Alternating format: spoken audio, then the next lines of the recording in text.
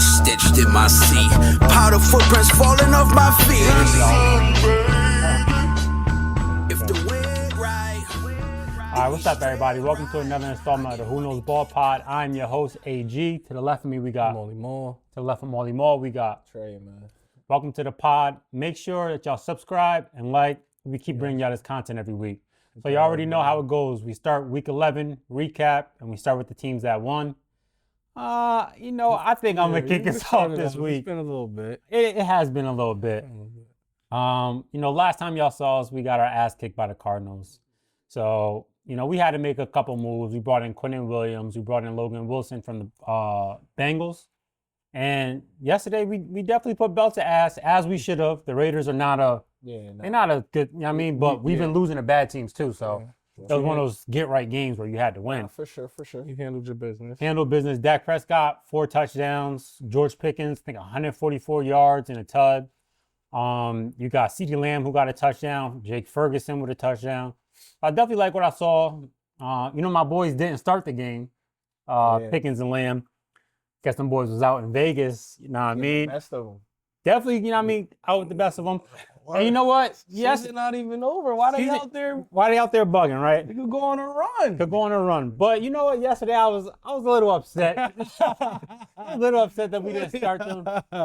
But, I was starting Lamb in fantasy. I need you out there. You know what I mean? Like, this is a must win. I need you on the accountability. Accountability, though, for real. Like, at the end of the day, that is what you want your coach to do. You know what I'm saying? You want your coach to, put his hand down like, put his foot down like, y'all not going to be doing this. This is the culture we're trying to build. It's his first year. Yeah. You're not going to walk all over the coach.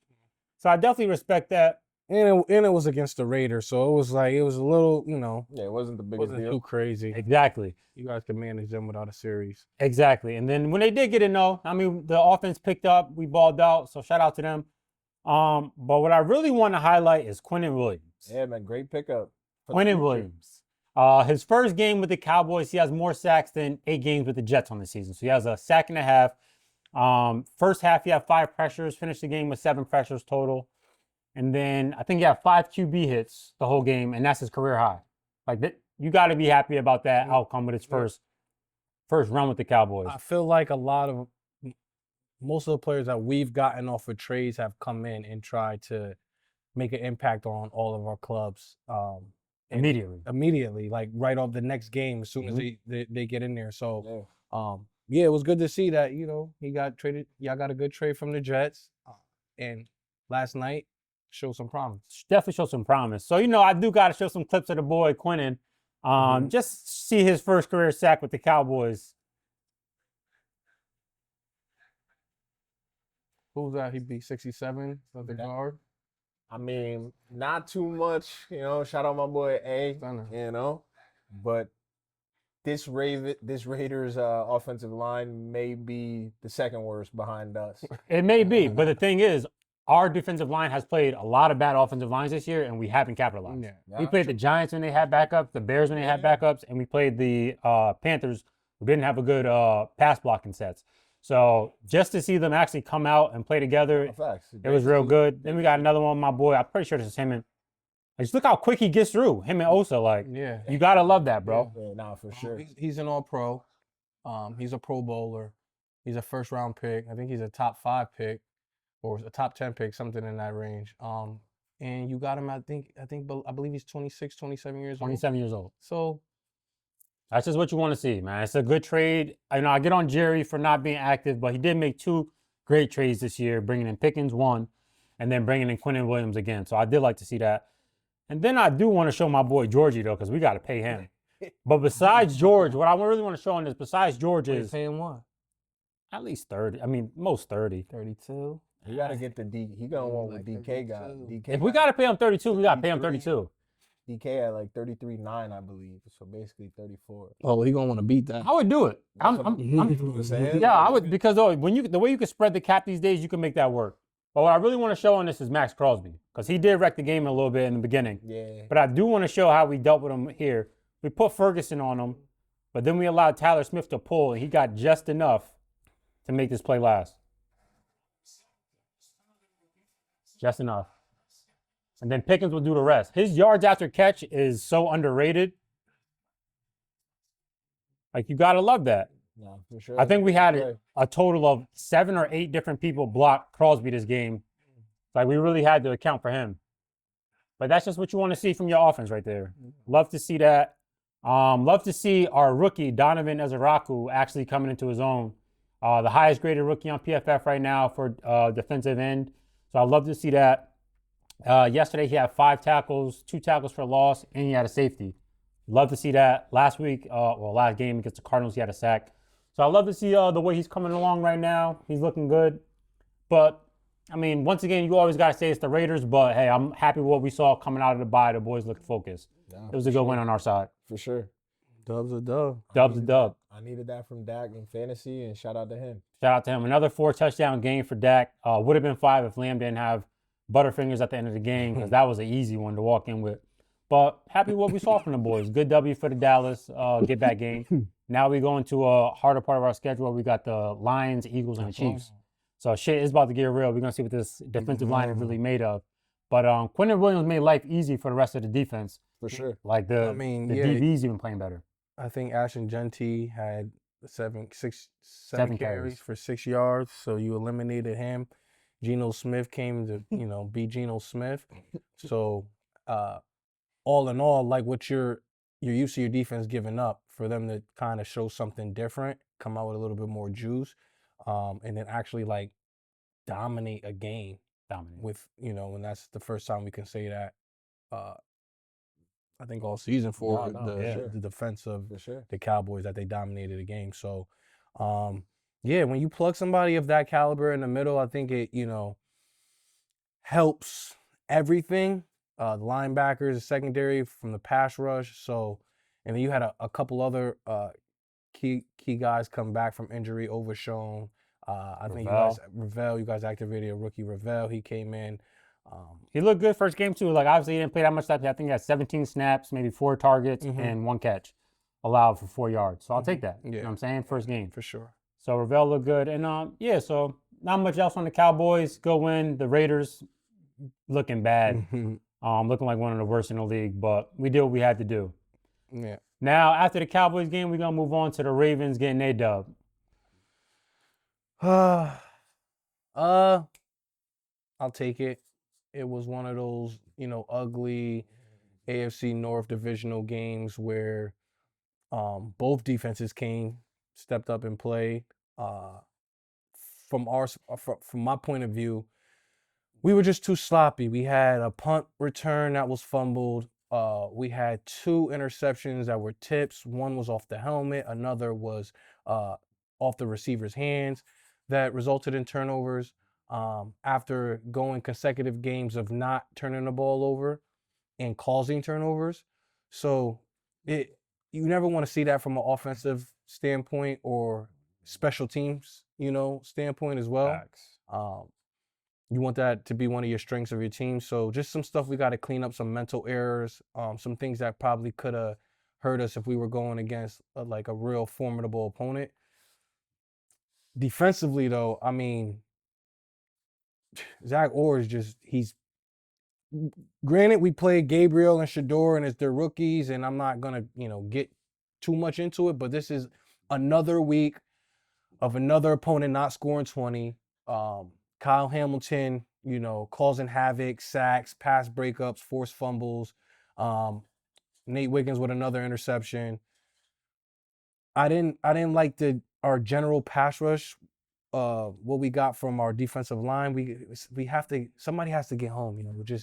Somebody has to get home. We can't leave and have quarterbacks with all day to pass, and we have to be able to get home with just sending 4. Everything doesn't have to be an exotic blitz. Everything doesn't have to result in Kyle Hamilton ending up at the line of scrimmage. So we got some good, we got some bad, some things that we definitely could clean up. But overall, I'm happy with the dub. Specifically on a 4th down play where we lined up for a tush push and everybody thinks, it's either going that way or maybe something with Lamar Jackson while he's lined up in the backfield, and then Todd Monken calls something totally different, and he calls a reverse with Mark Andrews from the snap, and he takes it 30 yards down down the field for a touchdown. So That was freaky. I'm gonna give Todd his respect on that, bro.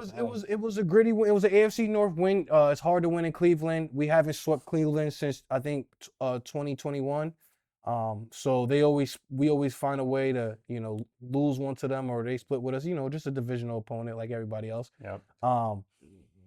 I just want to mention real quick that Lamar Jackson doesn't look the same to me. Glad you said that. Lamar Jackson, he looks timid. I've seen him break out of the pocket, and a play he'll usually run to the sideline and try to make a play, and he was lined up with a D tackle, which he saw was going to try to meet him at the sideline, but he's obviously faster than him, and he just kind of just cut back and just stayed in the pocket and got hit for a sack.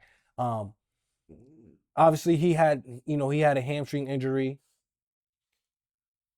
I mean, just looking at the games, I feel like that's ailing him to a degree. He's not as explosive. He's not as quick to just take off or extend plays in that matter. Like I was watching the game, and he didn't really go about it the way he goes about it with extending plays, moving the pocket, on the run, play action, letting guys, uncover because you are, scrambling and doing your Lamar Jackson things in the backfield. So it's just something to monitor, something to watch. I'm also not too, happy with my offensive line play, especially at the 2 guard positions. My tackles, I mean, Garrett is Garrett, man. There was a lot of tape out there where he had my tackles looking like Pop Warner kids, and he had a day. I believe he had 3 or 4 sacks. This is a consistent thing that we've been seeing with him throughout the league, where he's on pace for 25.5 this year. Yeah, break the record, right? He's just a monster. Yeah, we would break it by 3. And he's the reason why that Cleveland Browns defense is so good, and why they play their competition so well. Do you think there's some malpractice of coming into the season with this offensive line? Because them 2 guards were this is the same offensive line that we had historic numbers with. Besides, I believe the left guard when we have McCurry, who went to Jacksonville. 77 Ben asked. But I'm just saying. They're in the same boat as me, bro. Like last year, my GM said we won 11 games with this offensive line. So then we add a McCurry. But my offense, right? So like in my GM's mind, like we got better up front when we actually regressed. Obviously, we lost 2 big time players, but I mean, you got to account for injuries in the NFL. So, like, guys go down, like, all sorts of stuff. So. For the most part, for us, my offensive line has been intact. It's just the play of my offensive line haven't been up to par. Yeah, there's flashes, but on a consistent basis, there hasn't been. My right guard, Voorhees, my left guard, Falele, they're not imposing their will. They're not consistently hitting somebody and putting a body on someone and just moving them off the line. I see a lot of plays where they get beat. I see a lot of plays where they actually don't look like they know what they're doing. They look lost. Yeah, Falele looks lost. It looks crazy to honestly watch and see it. And it's just like, this is still my guard from last year where, we ran for 4,000 yards. And I mean, we passed for 4,000 yards and ran for 4. And all we did was change in and out a left guard. But it's give and take with that. You guys did that despite of 77 last year. So like you did that, but it was in spite of 77 because he was bad last year, bro. Yeah, for sure. The 77 joke's been going on for a minute. And I actually wanted to address it in the draft. Yeah. But however he was thinking about, however the board fell, I guess it just wasn't in our cards to grab, one of the top guards in this draft. So, I mean, we're at where we're at. We're at 500. So, after 1-5 start, we ripped off 4 consecutive in a row, and then I think our next game is Jets, Bengals, Steelers, Bengals.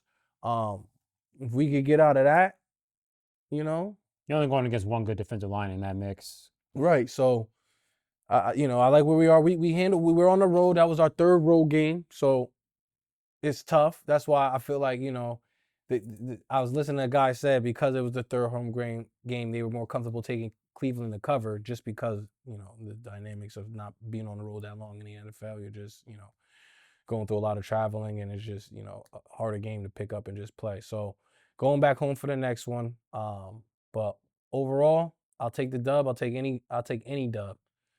Any dub. Definitely will take that dub. What I wanted to highlight from that game was just the way that y'all played this nigga Shador when he got in. Like, bro, look at all those people y'all got at the line. This is what you want to do with a rookie quarterback. Well, yeah, we want to confuse. We want to disguise. We want to let him know that, like, we're coming. And we made him make a mistake. Like, bro, let me just listen. It's not impressive to me because I expect this. This is what happens to any rookie in the NFL. You throw him in at halftime. So what you got to do. As much as I'm happy about us, doing what we're supposed to do, at the same time, it's like Cleveland. They had 2 rookie quarterbacks. This game, I thought was supposed to be a bigger, blowout than what it was. Obviously, we had the turnovers. They made, they capitalized off the turnovers, and it was just your divisional game. But, defensively, I like the consistency. I like another game under 20 for any opponent. Yeah, that is good. So we got some kind of all right games with some bad defenses coming up, and then we got a couple challenges a little deeper into the season that, is going to test us and see where we're at and see if we are really that defensive team that we turned out to be after the bye. I will say here, this was something that could have changed the game. So shout out to Cheeto for this good defense, because Shador did have one where he dropped it in the basket. Yeah, he did drop it in the basket. Cheeto had his hand between the ball and his chest and ripped it through. Like that's good defense, bro. That's textbook. Great old defense. cowboy. That would have tied the ball game. That's that good probably would've defense. Put us on, suicide watch a little bit. Fact. Because that would have gave him all the momentum. Shador would have been thriving and feeling himself. And you never know what happens after that. And then we got to go back out there with Myles Garrett and deal with him. We can't block him. So I'm not 100% faithful in my offense is going to score points on that next possession. So that was a great, game-defying type play because he had it caught, but that's just good defense. The cornerback. Facts. So yeah, that's a good win by Baltimore. I mean, took care of business as they were supposed to do against Browns, 2 rookie quarterbacks. Now it's time for us to move on to the Chargers taking an L to the Jaguars. What we got, Trey? Yeah, I mean, really not too much. We stink. It was belt. Yo, don't buy any stock in Jacksonville because they still stink. So like that, we got nothing to do with their success. Shout out to Liam Cohen though. That's my one positive takeaway. Is I wish I could have a coordinator like that, bro. Somebody who could just be creative. You know what I'm saying, bro? Like,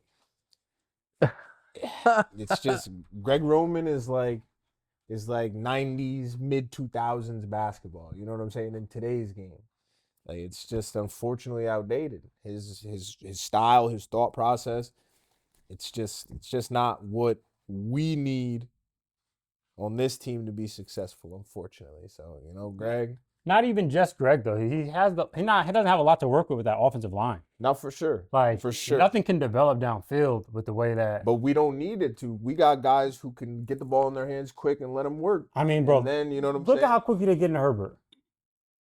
But believe it or not, he had more time to throw this week than in the previous 2 weeks. Where he gonna go right there? Like I'm just saying, like it's a bunch where. Not for sure. I also feel like that's on the quarterback. You should slide your protection. You got a free 40. You got the best pass rusher on the defense with a clean rush. Clean rush. Not necessarily on this play, on that play that you just showed, but yeah, I mean, Herbert's on pace to have the most QB hits and the most pressures on since they started recording the stats. So, I mean. Every week. So you know what I mean? Like, yeah, he literally had the worst game of his career. Like, okay. What was his stat line again? I don't know how many completions, but he had like 87 yards and a pick. And the pick was bad. On that last play, bro, you guys, this is where I will blame Greg. Bro, that is Arande Gadsden blocking their best pass rusher. Right. Look how he gets just thrown into the QB. Right. You can't have that. Like that's what also we're dealing with on top of what we got up front. You know what I mean? So it's really just not good, but it's all right. We got the bye week coming up, so we got time to regroup, and then we regroup with the Raiders. So you know what I mean? A nice get back game, and then we got Philly. So we're gonna, you know what I'm saying? We're about to really find out, because now with like things shaping up the way they are after this week, the playoffs are like we were with a win this week or last week, excuse me, we would have been at 91% to make the playoffs. With the loss, it dropped us down to 64 or 67, somewhere in that range. You got So- some of them dogs up now behind you, You know what waiting I'm for you. saying? So waiting like for you I to said, the slip way up. things Some shaped of them up, dogs waiting for you. and now the bye, everybody gets a chance to gain a game back. So, like I said, we got the Raiders, and then Philly. So we're about to see what's really what. So who would you put this on? They're only rushing 3 and they still get to Herbert.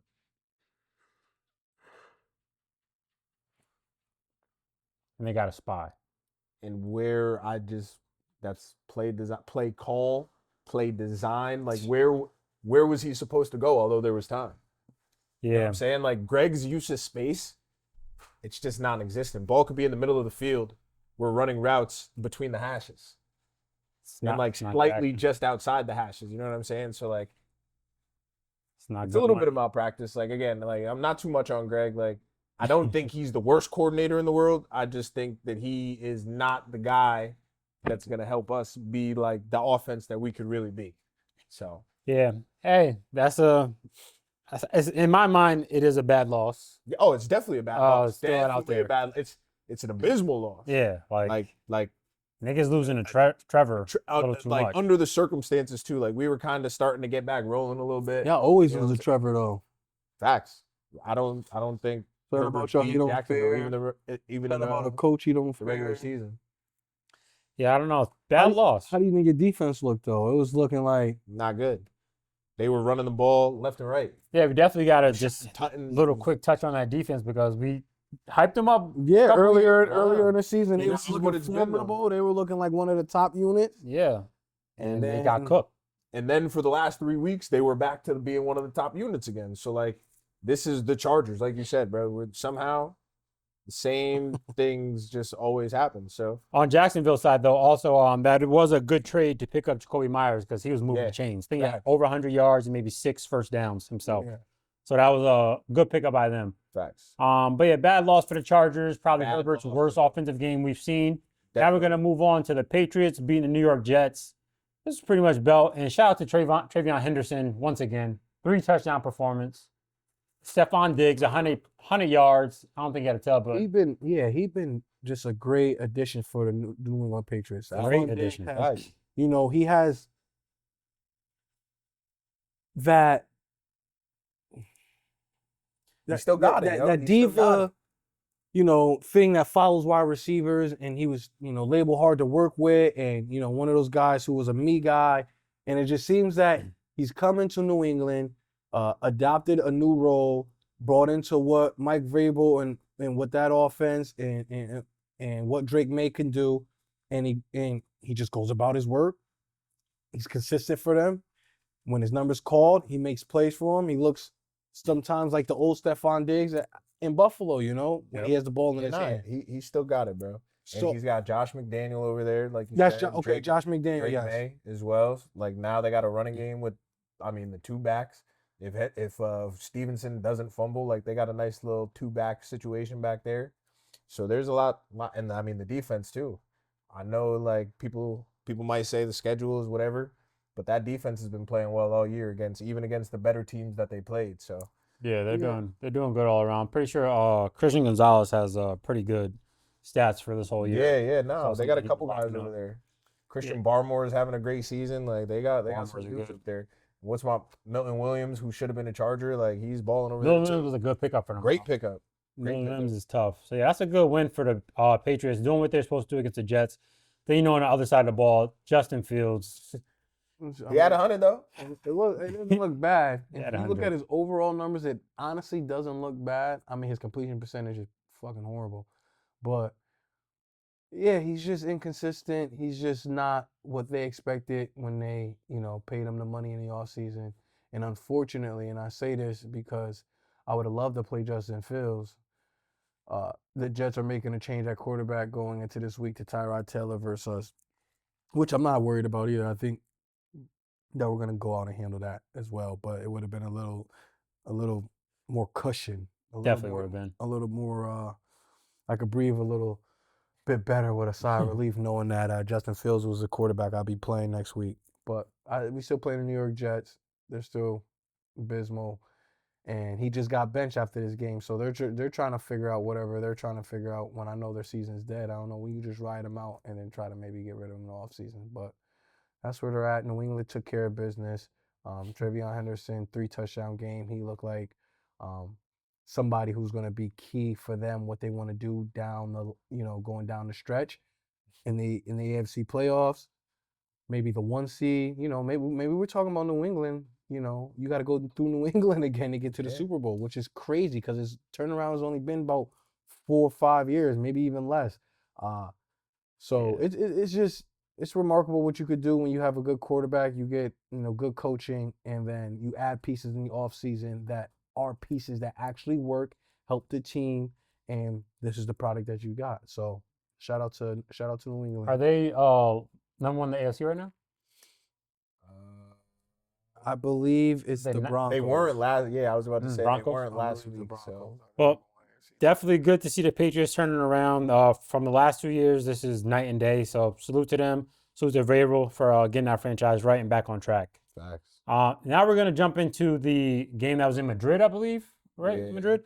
We got the Miami Dolphins beating the Commanders in overtime, 16-13. Doodle Bowl. The NFL needs to do away with the overseas games, because it's just the product is never good.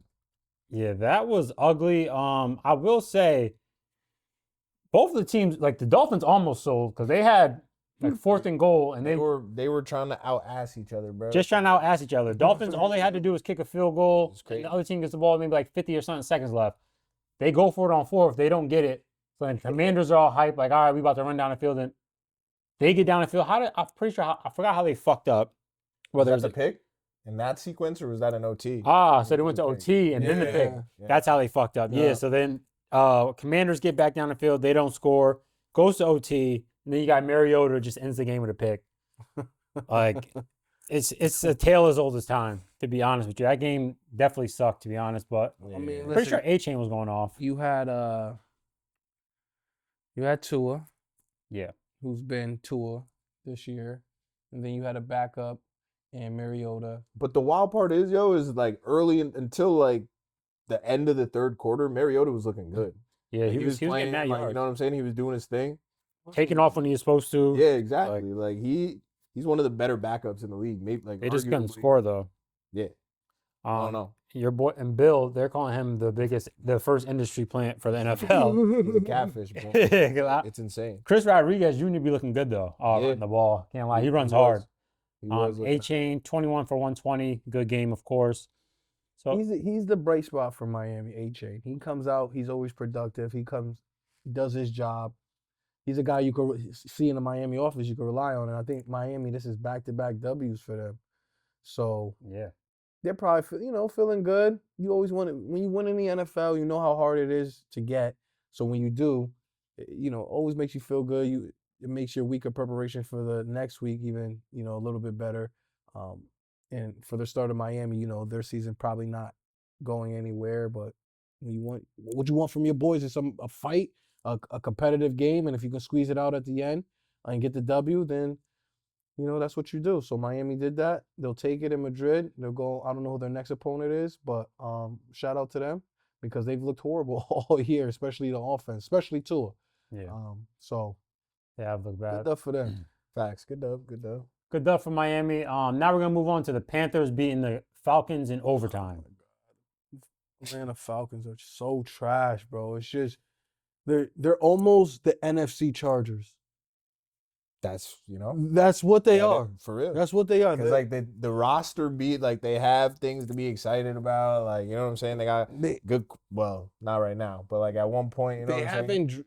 They haven't. I mean, they hit on a few pieces, but they missed on Penix. I believe. I believe that they missed on Pitts, where they could have had, Penny. They could have had. Yeah, They Mike could could've have had any. They coulda had Literally Micah. anybody. Like They could have had Chase. They could have had the cornerback, Pat Surtain. There was just so many different ways you could have went with that draft. You obviously, I understand the hype of Kyle Pitts when he came out of Florida. He was a unicorn, but I mean, They just for make him so to much not be mistakes. even, he's never involved. He's never really a main focus in their offense. Michael Penix, I mean, the numbers say he was efficient, he was good until he got hurt, and then he left. But for Atlanta, it's like the same old shit. They can't win games. They either get blown out, or the games that they're supposed to win, like this, where they were up, They lose in backbreaking fashion. and then you let a team come back, tie it, bring you to overtime, then they beat you in overtime at home, sweeping you for the season sweep. Yeah. And you're looking at a 3-7 season, and this is the product that you have, and then you also don't have a first round draft pick. It's just tough sledding for Atlanta. I don't know where they go. And you're paying Kirk Cousins You're 100. paying Kirk Cousins. You brought in a quarterback that continuously tears his ACLs. Yeah. It's I just think it's the same one. yeah, This that's is now the third tear on the same ACL. that's insane. That might be one of the worst spots to be in the league for a team, like where they're at right now, when it comes to their quarterback position. Yeah, they were saying he's going to need a reconstruction on an already reconstructed ACL. I think you might have to chalk it. I think in the books he might be That's chalked. crazy, yo. That's not to laugh at Um, that, but like that's Their crazy. weapons went off though. Bijan went off. Drake London is a fucking beast, And bro. they do that every week. Though. Every week. Then They have the offensive firepower to be productive and to score whenever they want. I mean, Drake London is Drake London. Bijan, you don't need to talk about what Bijan is. but And also though, bro, you just need a like, quarterback to make it all work. A Raheem consistent Morris is one. supposed to be a defensive guy, and He might be up out of there. I mean, defensively, Atlanta is good though. I mean, not in this game. This is Bryce Young's best game of his career. The most passing yards he's had. He tied his most touchdowns he ever thrown in a game. Atlanta has the number one. They're up number one. I think pass defense. but I feel like they still be giving it up. they definitely give it up. They do, but like Carolina's not somebody who just blows. You know what I mean? Like, and I get it. This year, Atlanta's playing defensively all right. They I give don't up think- 34 to the I don't Dolphins. think They got shut out by the Panthers early. Yeah, I know. in the season. I don't think that. I think it's just the They gave up inconsistency. 300 to Jonathan Taylor. I think it's the inconsistency on offense that just hinders and puts your defense in a bad space. Nah, That's the facts. spot, when you can't stop nobody, my offense doesn't generate points. I wonder what Falcons are points per game in the league. Where do they stack up there? Yeah. It's up there. So when you don't have that, and then you have that firepower, and then you see a game where they can score 30, they can score 27, but they don't get the dub. It's just Hate to see it. it's just typical. Definitely. It's typical Yeah, Atlanta. for real. Atlanta is typical Falcons play. They gotta figure out what they want to do, because there's gonna have to be some hard questions coming up at the end of the year with the coach, with the quarterback. But everybody, like, Yeah, Because everybody. they're gonna have to overpay somebody in free agency, or they're gonna have Kyler to Murray. they're gonna have to hope one of these quarterbacks that are going into the draft that we don't think highly of falls into a second round where they can grab somebody. Now they're gonna have to bring in like a Mac Jones type of guy because Michael Penix is on this rookie contract. I wouldn't be against that. There's gonna be a lot of suitors for Mac Jones Yeah, after this I year. wouldn't be. Yeah, I wouldn't So be he's gonna against get a little bag. For sure. They were saying he might get like a Danny Dimes type deal. Yeah, like because he's gonna be somebody's bridge. Yeah. You know what I mean? So But other side of the ball, the Panthers. Hey, you guys y'all rolling right now. You're looking good. It's another. Tet is looking like a hit. Ted's looking like a hit. Ted is, he's a baller. He's so hard to defend. His whole frame, everything. And after the catch too, he can, He got Yak. He got Rico, who I thought he busted him for a touchdown, but I guess he did not get that touchdown. Nah, he didn't. Stepped I out of needed- bounds probably in that play. Killed me. Killed me too. But yeah, that's a good game. You got Leggett, 4 for 83 with a tud. He finally showing up as a wide receiver too. Nah, he stink, but he be getting luck. Like sometimes he just like the ball and situation is just like He be so there. perfect that he can't mess it up. He'd be there. But yeah, like you said, Bryce's best game of his career so far. Yeah. You love to see that as a Panthers fan. I'm trying to tell dudes like, yo, all right. I'm not saying Bryce Young is like some really good player that's like in a bad situation. I'm just saying everybody's saying he's ass. And I'm just saying he's not ass. He's in that, like, his ceiling is like 12th to 16th best. And that's like, you could be successful and play a long time and do all that. Like, he could be one of the better 15 quarterbacks in the league. I gotta That's see it what more I'm saying. consistently Yeah, with but then him he putting has up. Not for sure. But then for he sure. has ass games. Yes, where- 100%. You And know what I that, mean? you feel me? So I'm 100% acknowledging that. Yes. I'm just saying, I he don't think stink I think when people Carolina say he is, stink. you know, exceeding a lot of our expectations this year. For sure. Like I said, sometimes it just takes people the right coach. Sometimes it just I don't think A they got the bachelor- right coach over there. Though. That's just me. They're drafting well though. So- Like they got a nice young Yeah. core coming up in You that know, program. and it's just a maturity thing and having, you know, a guy be comfortable and get comfortable to the NFL game and speed, and it takes, you know, some people longer. I'm not saying, you know, Bryce doesn't have a chance to still go and do that. I don't think he's there right now. I think he's playing really good ball with the way they're playing right now. I just don't find he does it on a consistent basis. And me personally, I just don't trust him. I got to see a little bit more of it. We'll see how they are down the stretch. They're in position to get a playoff bid. Yeah.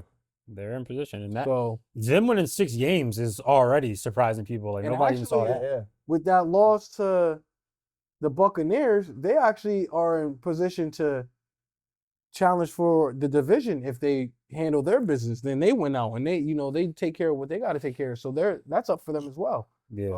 So we'll see. We'll see. This time. Yeah. Hats off to them so far. Good job, Panthers. Then we got the Bills beating the Buccaneers 44-32. It Josh was Allen. yeah. One of your, typical Josh Allen takeover, go crazy stat line type of game. And it was like the real Josh Allen experience because he was doing some bugged out stuff on like in a good way and a bad way. Is this the one where he did that dumb shit? Yeah. where he- Yeah, bro, yeah. that So bro, like, that shit had me it was hot. like a real vintage Josh Allen performance for real. literally a Josh Allen performance. 'Cause that play had me fucking hot. Like, what are you doing? But he came back and did what he's supposed to do. So what do you think is going on, Baker? You think it's just a lack of weaponry right now? Yeah, I think they're just banged up. And I mean, you're going into a game and Sean Tucker's you giving the ball to Sean. I don't even know who Sean Tucker is. No Sean disrespect. Tucker went crazy though. No, he He did. did. No disrespect to Sean Tucker. he's their RB3. Yeah, he went crazy. RB3 stepping up, but like you give it to him 19 times. Your leading receiver is Sterling Shepard with 4 receptions. That's your leading guy, and you go into Buffalo where it's hard to play. They're a great home team, and it's just hard to. I mean, obviously they put up points, but it was just hard to sustain because Buffalo was just scoring at such a high rate. They were just, Josh Allen, every time he touched the ball, it seemed like they got in the end zone. Yeah, that defense was breaking down, bro. And at some point, when you're the Buccaneers and you don't have your offensive weapons, what you're used to bringing into war and battle with, and you went up against a juggernaut in Buffalo, and Josh Allen, he's going to do what he do. It's just one of those games where it's just, tip your hat. You kind of played them tough the whole game. It was kind of, I think they had about 5 or 6 or even 7 lead changes in that game. Early on it was back and forth. Something crazy like that. Buccaneers lose 3 out of the last 4. Is kind of panic on their side? Yeah, because look at who they have coming up. Yeah, I mean, they got the Rams, Cardinals, Saints, But Falcons. then it lightens up at the very end. So they're still all right. I definitely think they got another L coming next week. Or is that 2? That's 2 weeks. They could be That's 11 next week. win team. I can see them being 11 win team. The way the division games go, they could literally go either way in that division. The South be tripping. Yeah. But yeah, I definitely Some fireworks is on the way in the NFC South. fireworks are on the way. I do like what I saw though. From the Bills, Tyrell Shaver stepped up. James Cook didn't have that great of a game, and they still won. He is the engine behind that team. We all most likely think. But they still got the dub, so that's a good win for Buffalo. Are they second in the division now? Yeah. Right? Yeah. Right behind New England. They're locked in second in the division. Yeah, I don't think they're gonna get challenged for second over there. makes sense. All right, well that's a good win, Buffalo though. Josh Allen could bounce back. Then we got Chicago Bears beating the Vikings. 9, man. I'm just not in on JJ McCarthy. I listen. I said it. not in on JJ McCarthy. I don't know who the evaluators are who felt like JJ McCarthy was going to be a good player, like a good quarterback, I should say, because he's just never been good at throwing the football. So I don't know how when you're not great at throwing it in high school or college, you're just all of a sudden going to be great at it or above average at it in the NFL. I just don't understand that. Yeah, I agree with that. And he's now on the list of most consecutive games with an interception to begin their career. The other players on that list are Blake Bortles, Zach Mettenberg, Bearer, Deshaun Kaiser, JJ McCarthy, and Zach Wilson. That is not a list you want to be a part of. But if you're a Vikings fan, at best, you hope he's Blake Bortles. That's literally horrible to even hope to. He may have gotten far to the AFC Championship game, but that's horrible. Like to hope at best. That's mean you're hoping on 1 year that he just has some magic. Puts it together, yeah. That's it. And a dynamic defense. Because right now, that defense. but right now he's in a Blake Bortles-esque situation. When Blake Bortles had it, the Jaguars had a really good defense. They had they had Leonard Fournette, who was like prime Leonard Fournette at that time. But like receiver-wise, they had some weapons over there, couple. Yeah. Not a list you want to be a part of, though. Yeah, nah. At all. He's at the bottom list for QB efficiency in the league of all starting quarterbacks right now. Mm-hmm. It's just ugly. I don't know how much longer Justin Jefferson going to stay quiet about it. You know, he acts up on the sideline a little bit more now than he used to. Frustration. Yeah. But what are you gonna do? Like, niggas stink. Like the misses are bad, yo. The misses are his really bad. accuracy is horrible. Bad. It's like, where are you throwing the ball and where are your mechanics? Like, nothing is what you teach a quarterback. So if I'm a Vikings fan, I'm definitely worried if we're wasting 100%. Justin Jefferson for real.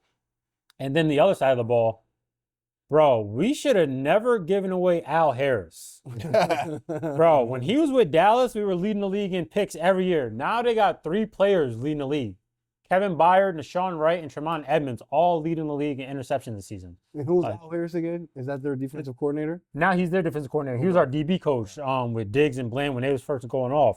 So Al Harris is a godsend. We should have never let him leave the building in Dallas because he really knows how to work with the DBs. So congrats on the Bears for that. The way that they won, like, it's going to be counted as a Caleb game-winning drive, but they had a great kick return by Duvernay. Shout out to that. Devin. Yeah, got him to like midfield. Then you have Swift take the ball, and then you have a kick. So Caleb didn't really win that game. They had a lot of help, but he gets another win on his belt. The Vikings just look like ass again. Nah, yeah. They're just wasting a really good defense over there, too. Wasting the defense. But, shit, good win for the Bears. They're now leading that division. Yeah, crazy. Like, who the hell saw the Bears leading the NFC North? Shout out Ben Johnson, because, like, there's definitely, they haven't really played, like, a crazy schedule or nothing like that. But, like, you could definitely see a difference in this Bears and previous Bears team. Yeah, so this whole team looks different. Finding ways to win the game. Right, instead of lose the game. Real shit. Yeah, so that's a great win for the Bears, to be honest. They've been in a lot of close games where they needed a last-second score, and they've gotten it done. So, hey, it might be a culture change over there. Now, we're going to get into the Green Bay Packers beating the New York Giants by a touchdown, 27-20. How are you feeling about this? Yeah, I mean, a win is a win, right? It is, but I need Green Bay to, like, put their foot on somebody's neck and just choke somebody out. Green Bay from the first 2 weeks to Green Bay right now is that's the NFL for you. You know, it could all be good about a week ago. Yeah, and I just want to see them just honestly just be the team that we think that they are. Like a win is a win, great win, but you're playing the third string. Yes, you're correct. And you would think that some of these games that Green Bay has been losing, or some of the ones that we're just seeing them winning in this game against the Giants, it's like, okay, you're the better team. You have the better quarterback, better head coach. I mean, the Giants didn't have a head coach. They had an interim head coach. Yeah. And it was still like a tough, gritty, grind it out type of game. And I understand, like, Jordan Love got injured early on and then ended up coming back, and then Josh Jacobs got hurt. So I understand that a couple of your players, your guys went down, but I just feel like for Green Bay to be the team that they want us to think that they are, or for us to feel like they're real Super Bowl contenders, they got to start putting a couple games together where it looks like, okay, this is a good team. This is a team that we might have to fear. This is a team that is going to be scary if they get into the postseason, because I think they have a phenomenal defense. I think their defense, for the most part, does its job. Yeah. Gives the offense all the time in the world to get it together and score your points, because we're holding everybody down to, 13 and 16 and, this week 20. But Green Bay should be a team where you kind of, with that defense and just Jordan Love and who people think he's supposed to be, you should be blowing these type of teams out. I understand it's the NFL, but I just think personally that I want to see something, I want to see a couple games put together where Green Bay is dominating and it looks like this is okay. This is who we are. Yeah. Like, just do your job. Like, Nah, fact. for the most I hear part, ya. right now you would be like, okay, if we see them in the postseason, what's really gonna happen? The defense probably gonna show up, and then we can kind of just contain Jordan Love, and then I really like my cards. Yeah, nah, that- and they're in that banged play. up front in that, if that would be the game plan. You know what I'm saying? If that yeah, would be the- it's just like every week it's a gritty game. You know what I mean? Like every week it's a couple of plays that decide it, and that's not sustainable. Like going into the playoffs, like you're For gonna sure. want to For start sure. putting your foot down. But Jordan Love didn't have a bad game. I think he had 2 touchdowns, no interceptions. Yeah, I do think that this was the best play of the game by Jordan Love right here to get this ball 3rd and 10. See, like a Green Bay Packers, right? Before you get this play, Eddie? Right. The Green Bay Packers being down to the New York Giants with 6 minutes to go. It just doesn't make any sense. They're on Jameis Winston as their quarterback. I don't even know who the interim head coach was who Yeah, stepped in to just forgot what his be name- there as a sub. Then you got Jordan Love 10 for 21 Right. at this point. And then so you almost getting beat by a substitute teacher, and you got to do a 4th quarter comeback and make this miraculous play here that he's about to show us to breathe life into you, and then really just catapult you in for the W. But like, I just don't personally think it should take this long. I don't Yep. think it should be an instance where any team under 500, like the Green Bay Packers have been playing, has a chance to beat you or does beat you. Yeah. I have them in high regard, so I'm critical of them, and I just think that they need to play better. I think they need to put a couple games together where they look like a team that you're scared of. But right now they're not. Nah, They're yeah, I just not. agree. And like if this rainbow ball didn't go, they might have had to punt it, and then Giants will either march down the field or maybe hold the ball throughout the rest of that 4th. But this is a good pass by Love right here, and this is a great catch by Williams.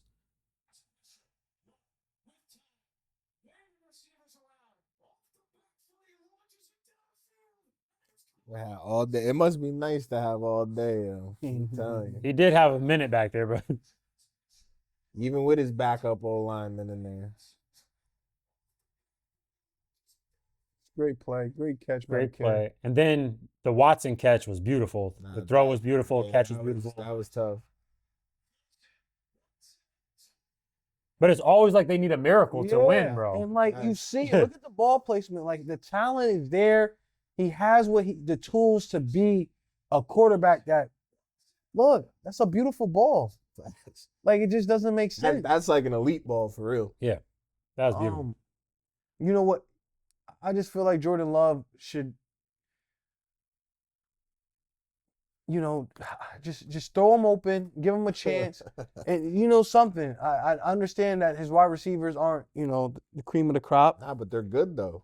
Like, but they're good. solid. They're good pieces. Good And I pieces. just think that him and his head coach, they just need to attack defenses more downfield. I think they need to get Jordan Love really just throwing the ball and open up the play call and open up the offense, get him more involved and feeling himself so you can have obviously this is a good moment, good touchdown, you take the lead, but it's just 4 minutes left in the game. You're just taking a lead on the Giants. I mean, I can't say too much. We lost to the Giants, so Yeah, damn. Yeah, you did.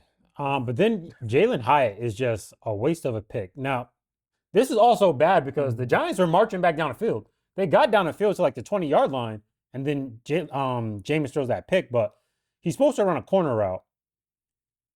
Just look how he gives up on the corner. Ew. What kind of corner route is that? he's And he's been checked out. I don't know how they He didn't must trade have- him. he Like must have he's been looking for. confused at what he was doing because that looked like Facts. he just wanted to stop and sit in the gap. Yeah, he had a corner. Like they It's all like said cut after it the out, cut, game. and then cut back. But I guess a miscommunication with Jameis and him. That's what happens when you're on your third string quarterback and you have a wide receiver that hasn't really stepped into his shoes in the league yet. Yeah, I don't think he ever will, bro, with the way that he's been playing. Unless maybe he could get out of New York and turn into somebody. But in New York, he's not a guy. At all. That dude Isaiah Hodges, I'm pretty sure has more catches on the season than him, and he played one game, and that was this game.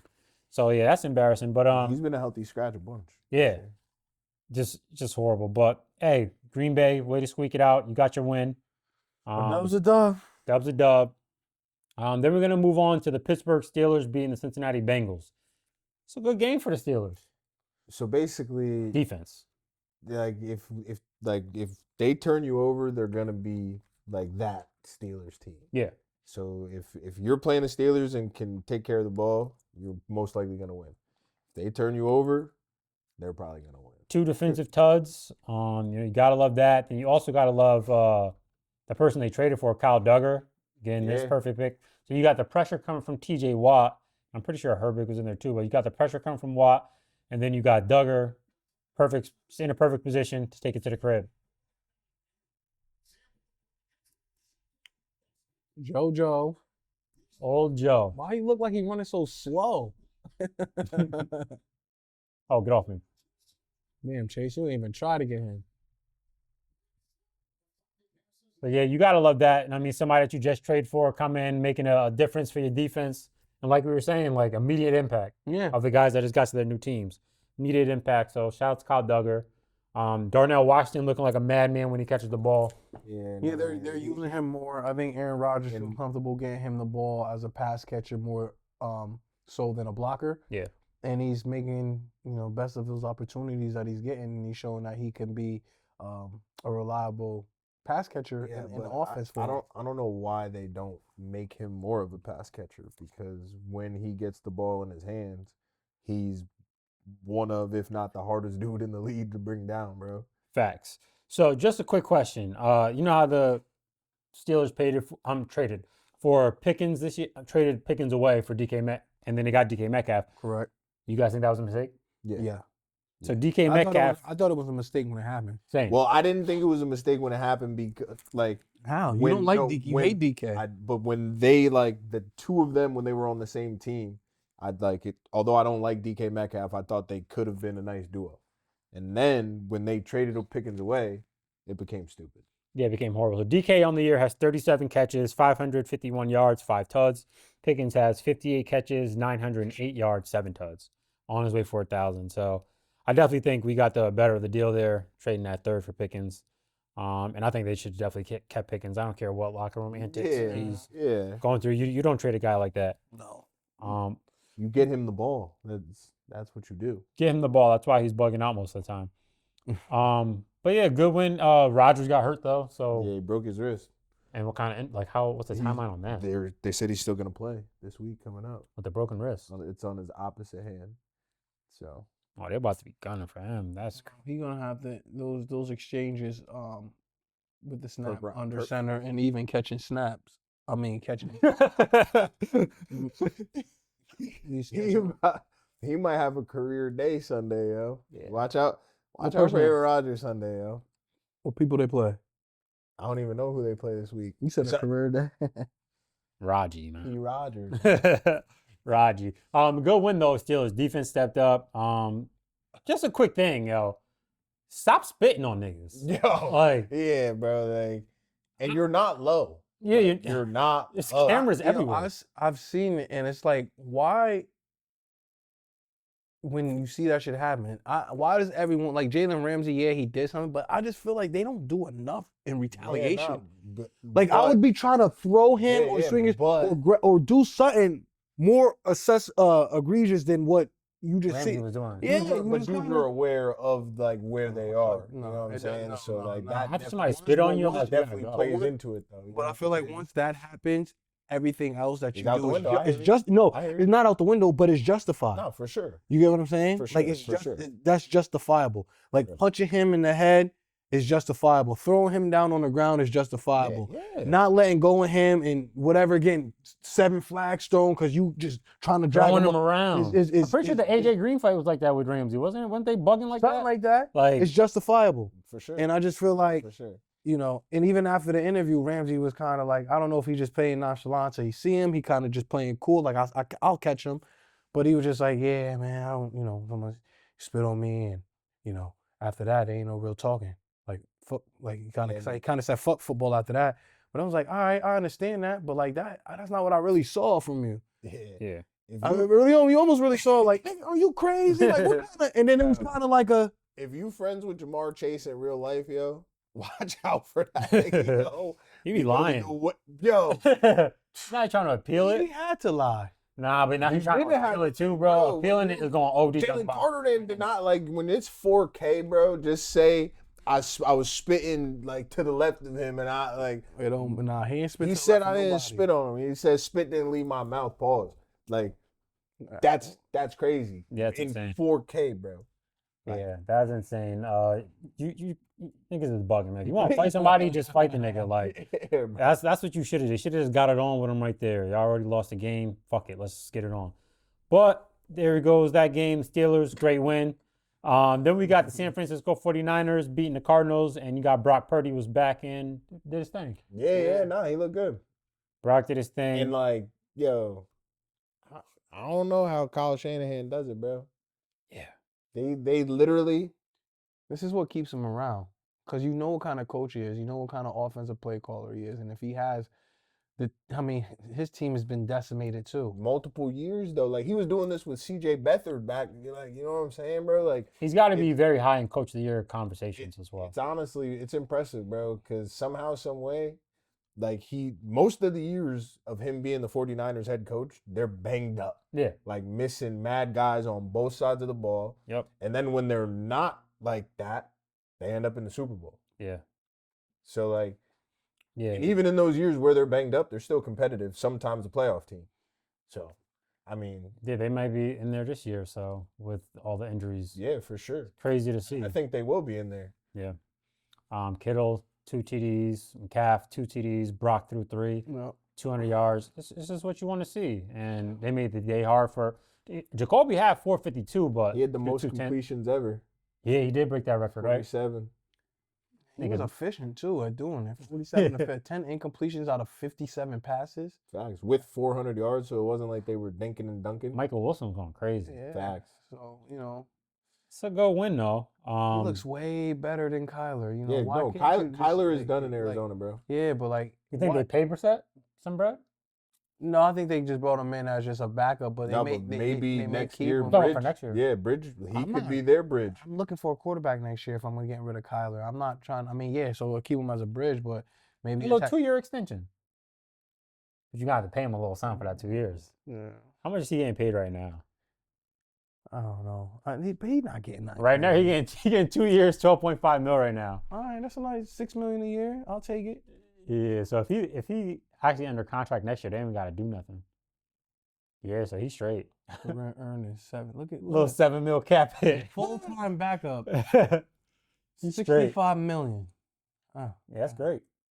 But yeah, so they definitely look way better with Brissett than Kyler. But yeah, just once again, look how niggas look when they're not playing Dallas, bro. Like 41-22 is niggas putting them where they need to be. Like it's just sad. But yeah, that's another good one, man. 49ers, Shanahan, you keep the streak going. Then we're gonna move on to Denver Broncos beating the Chiefs. Listen, this was a I good on game. Here, let me say this. I was on here last week saying Bo Nix is ass, bro. Bo Nix, you did your thing. Salute to you. I still think you're ass, and I don't care what nobody say. But I'm tipping the cap. Bo Nix. Yeah, no, I'm tipping the cap, bro. Fuck I'm is tipping you the cap. talking, That was, man? that was a great win. Fuck is y'all That was a talking great about win. here, nigga? That was a great fucking win. It was a great game. They had a little bit of everything. We had they had turnovers. We had lead changes. We had red zone turnovers.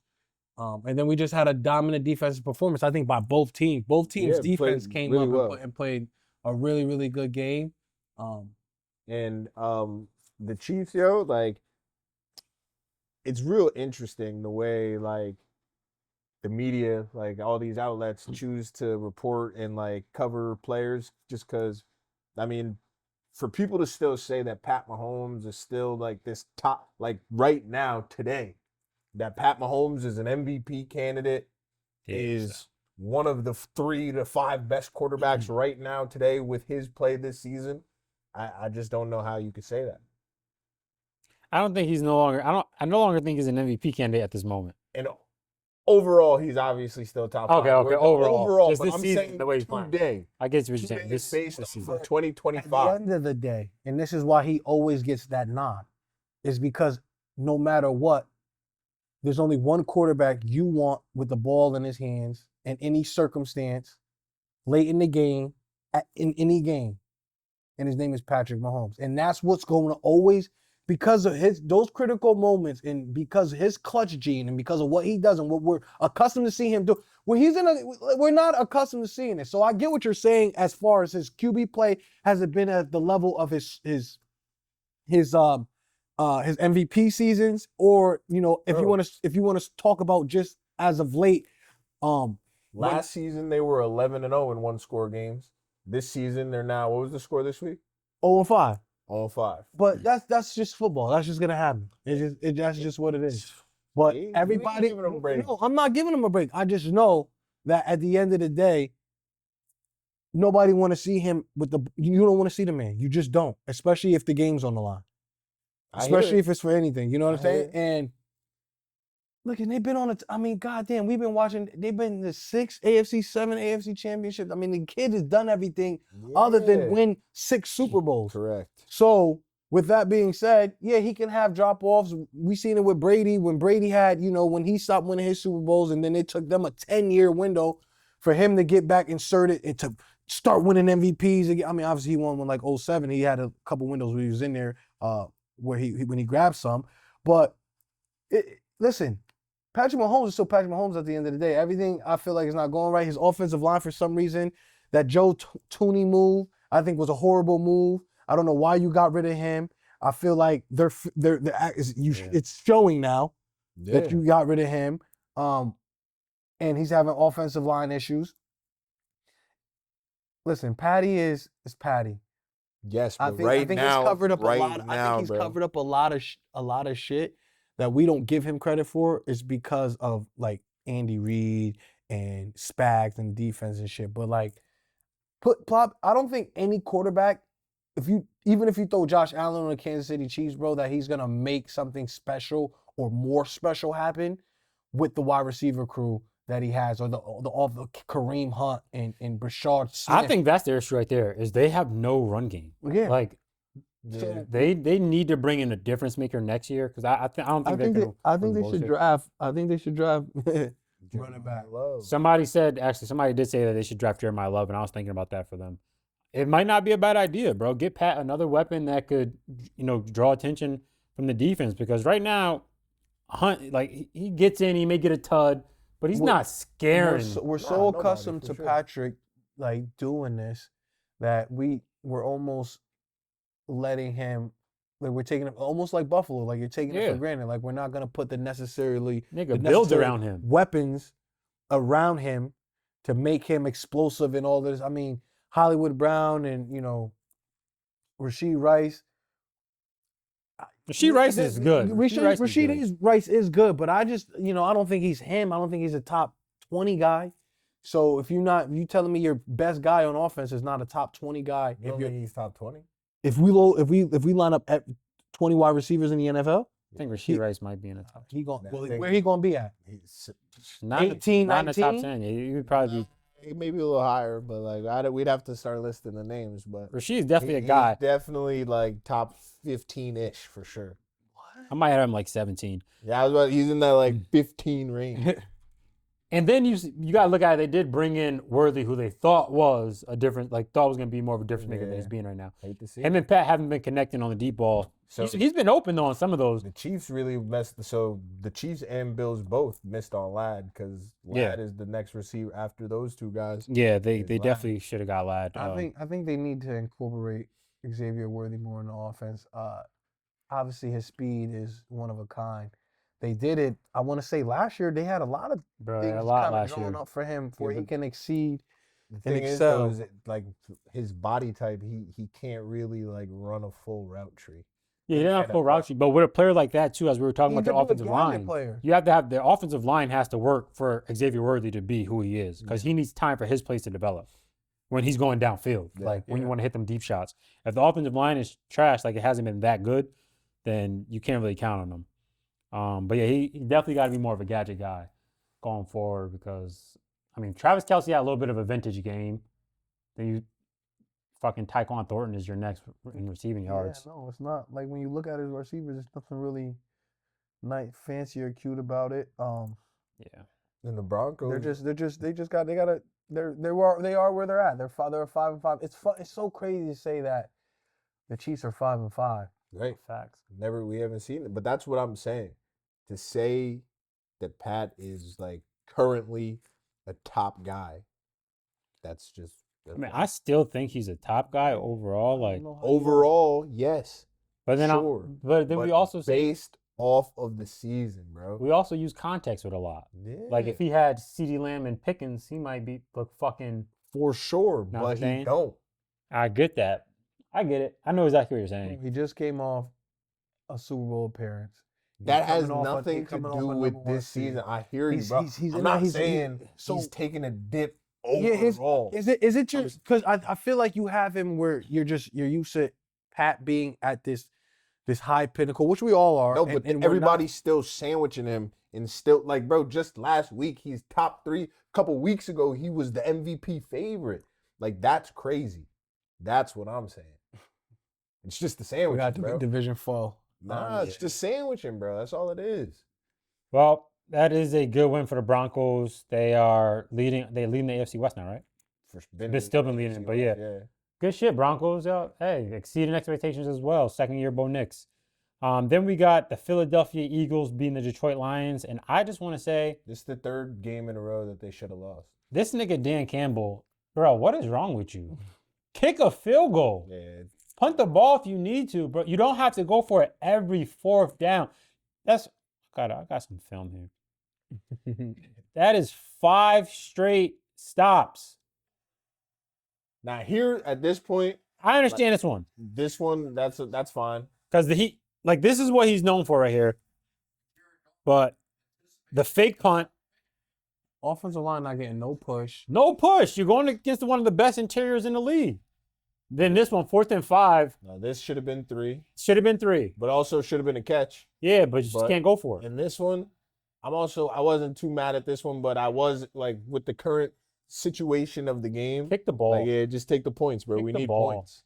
Look at this shit. You heard a nigga not even close. Like, bro, kick the ball. It's to a point where it's like you want to prove to everybody that you're so badass on the field. Oh, I could go for it every 4th down. Kick the ball, take the points because you did take those points. It'd have been a different game. Right. Like, and then you want to kick it at the end of the game? For no reason, which would have made a one-score game a one-score game. I hate that. Yeah, it should piss me off. And I'm not a Lions fan, just a watcher of sports. Yeah. It's just like, bro, because Gibbs is busting his ass to get them down the field. I don't know, like niggas are watching Gibbs. He's putting niggas on skates, gets you down the field, and then your ego takes over and you don't get the points. Yeah, no, it's And I get that's your MO. Like, right. yeah. And like I said it in the chat. Like I respect him in the sense that he lived by what he goes by. You know, he died by what he goes by.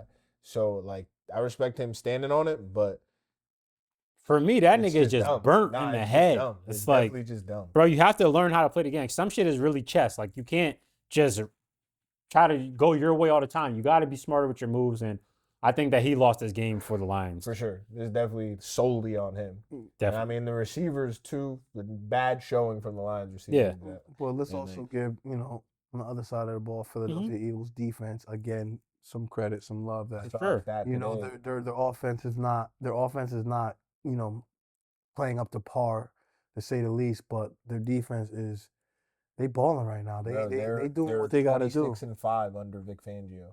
26-5. Actually, speaking of Philadelphia, since you just brought them up, I just want to talk about Howie Roseman's last 4 drafts. 2022, they come out with Jordan Davis, Cam Jurgens, N'Kobe Dean, Reed Blankenship, and Josh Jobe. Those are all players that put in work for this team. Some are starters. Josh Jobe is playing well somewhere else now. Then you got 2023. Jalen Carter, Nolan Smith, Tyler Steen, Tanner McKee, Moro Ojamo. A lot of those players are on the field putting in work. Right. 2024, Quinyon Mitchell, Cooper DeJean, Jackson Hunt. 2025, Jahad Campbell, Andrew Makumba. Like, these are great players you're coming out the draft with. Then if you looked at 2021, they got Smitty, Landon Dickerson, Milton, and Gainwell.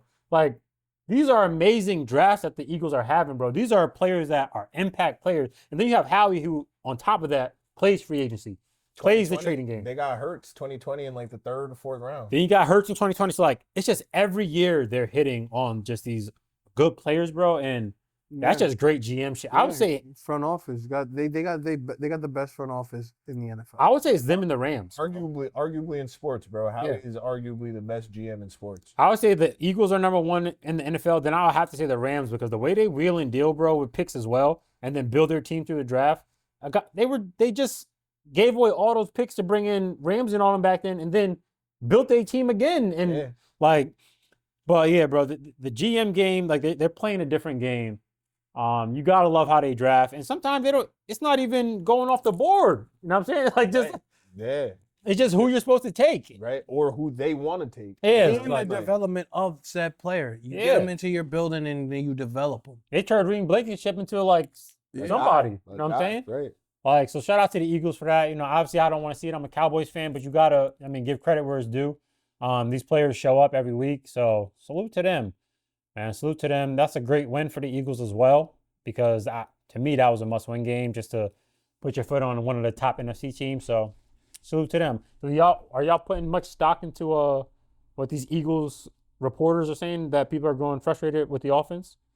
Yeah, definitely. Yeah, because I think they know they could be better, and they haven't been. And it's supposed to look like players are humans, so like they definitely know and feel that it's supposed to look a little different than it's looking. Yeah. And like we're going into week 12. Like, you know what I mean? So like it's definitely weighing. I'm sure that like it's tense in there. Pause. Like, Where are you putting most of the blame on? the OC for sure. Because it's just, like I said, it just doesn't look how it's supposed to look. I'll do half and half. I'll do half OC, half Jalen Hurts. At the end of the day, you got to execute the play that's called, and I just don't see them executing at a high level right now. Now, as far as the offensive coordinator, yeah, he needs to find ways to scheme Smitty open, maybe, move him into the slot, get A.J. Brown on a couple one-on-one, opportunities, which he strives in. He loves just being one-on-one with the corner. So it's all about, putting your guys in favorable positions to win. I think their OC hasn't done that too much. And I just think also Jalen Hurts needs to, trust what he's doing, trust his arm, and give these players a chance when when those plays are to be made and can be made. So right now it doesn't look good. Even the running game doesn't look good. I mean, compared to last year, you couldn't stop the Eagles running game. Saquon Barkley was going for $120 every game. So yeah. They got a lot of stuff but you want to. I love that even though, we're making mistakes and we're not at the best, we're not doing the best that we can, and we're not playing to the, the best of our abilities, we're still winning games, despite it. You know what I'm saying? And when you're winning games despite it is, encouraging, and you just want to figure out what the hell's going on with your offense so you could join your defense, and then you could be the team that you really want to be. Exactly. Then they lose Lane Johnson for a little bit. Yeah, saw that. A big injury. That's going to be a big job. But But won't be it's there when we play him, thank God. It's the Eagles, so whoever they have behind He's going to them, come right in and fill right in. he's going to be formidable. So Exactly. I did forget to jump into the Rams and Seahawks game. How the fuck are we feeling about Darnold with 4 picks? happens. He's liable for it, you know what I mean? But he's still good. He's still a guy. One thing I saw was heavy interior pressure, and every time his interior pressure, he panicked and threw a pick. Yeah, he's like a true pocket guy, you know what I'm saying? So he wasn't moving too much after that. I'm not too worried about it. It's Yeah. one game. He has one bad game. And for most of the season, he's been the reason why the Seahawks have had have had for success, sure. and they've been blown. I mean, before this game, they were blowing teams up. The last 2 or 3 games, the games wasn't even competitive at half. So it's just one of those things. You kind of, in football, you throw it away. You go through it. You try to make your corrections. You throw it away. You forget about it, and then you move on to the next week. And I think that Sam is probably going to be a better quarterback moving forward, and that is just an anomaly. Like we'll probably never see that again from him. Obviously, you've seen it from the Jets, but that was so many years ago. So, Yeah. I don't think he's gonna be like this going down the stretch. I think he'll get it together. He'll calm down a bit. You would think the Rams are going to blow them out if you 4 picks. Yeah. Like, you would think that's going to be a blowout. So But shout out to the Seahawks. Seattle's defense is good too. Yeah. So shout out to Seahawks. Actually still staying in it, but that's a good win by the Rams. Now we just want to talk a little bit about some of the younger quarterbacks that are on these teams, and we want to see. I want to get their thoughts on if they think that these teams have found their guy. So first, we'll start off with Patriots. Drake May. They found their guy. Yes. Easy ones, right? Easy ones. Yes. Yeah. Drake May is playing amazing. He's an MVP candidate today. We all agree they found their guy. Yes. Then we got the Vikings with J.J. McCarthy. Do you think they found their guy? No, he is not. They He's not Unanimous no. They will be drafting a quarterback within the next year because this is year 2 for him. Mm-hmm. So if he lasts, his 5th year option for sure is not getting picked up. For sure. And I believe that it might, because of like the way their roster is constructed, they may have to move on sooner than that. Yep. So, Yep. So none of us think that the Vikings have found their guy. Denver or Bo Nix, have they found their guy? I think say they yeah. found his guy. yeah, I'm gonna say yeah. Even though but Trey don't like him too much. I'm gonna say I'm happy that Bo Nix is their guy, but they found their guy. I also agree. They found their guy. I mean, you should. Okay, if you say so. And we got the Falcons, Penix Jr. Have they found No, their guy? that was never their guy. They should have never drafted him. Yeah, nah. about That 30. was. I'm pretty sure everybody was shocked when they drafted him. He's about 32 Even when they Falcons drafted fans. him. He was injured. He was the college, pinball machine. He was 3 ACLs or whatever he had in college before he got drafted. Two, and he's left-handed. And he's just why drafting anybody left-handed top 10 is just I just malpractice in any organization. Agreed. So the Falcons have not found their guy. Then we go on to Carolina Panthers. Bryce Young. Have they found their guy? Nah, he's not the guy. I don't He's think they not the found a guy. guy. I think they're gonna be Unfortunately, looking for a quarterback. pains me to say it, but he's not the guy.